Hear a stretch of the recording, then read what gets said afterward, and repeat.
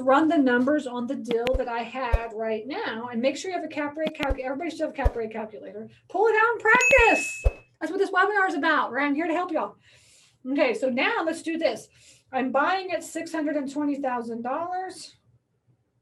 It's making $80,000 a year.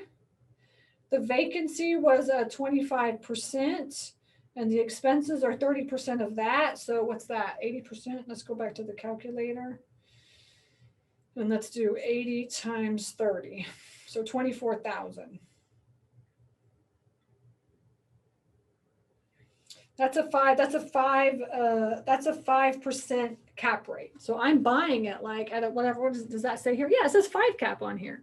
Yeah, so my thing says a 5 cap, and this is coming up as a 5 cap. So that's good, right? Woo. Okay, so now you kind of know, like, if this thing is, if this thing is,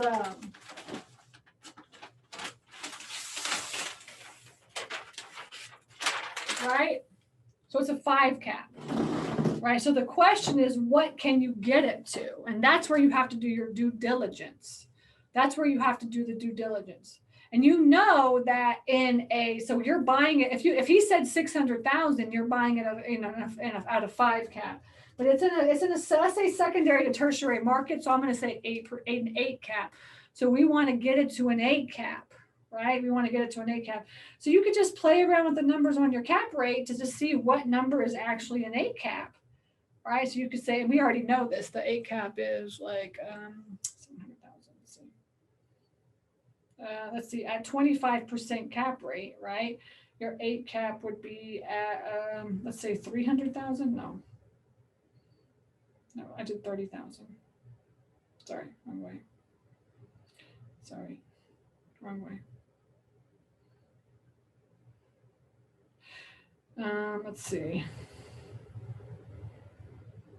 That's a 7 cap, so 450.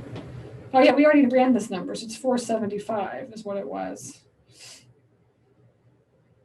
Yeah. So around 475 comes out to an 8 cap based on the numbers that he did. So now you're like, okay, well, it's worth at an 8 cap, it's worth $475,000. He wants $620,000. The question is now, should I buy it?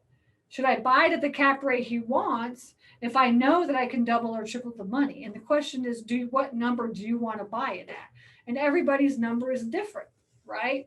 And so for me, when I look at these numbers, I know on the back end, when I look at it, that if I can make $1 million in 2 years, I'm okay with paying $200,000 more for a property. So essentially in 2 years, plus we're going to add, so we'll spend 200,000 plus, right, the 125,000. So we're going to say, let's spend $350,000 in order to make $1 million. So really we're going to net like, let's say $6,000 or $7,000 over the course of the next $600,000 or $700,000 over the next two years or so. Right. So in my mind, when I'm looking at these numbers, essentially what I'm saying is like, am I okay with spending $200,000 or $350,000 in order to make $800,000 over the course of the next 2 to 3 years? And the question, my answer is yes. Is your answer yes? I don't know, because it's all really based on your risk level, and everybody's going to have a different risk level. Okay. Does that make sense? But at least you kind of can get an idea of like how to use the cap rate calculator, and then make sure that you learn how to run the deal analysis. You have some sort of calculator so you can look at the whole picture.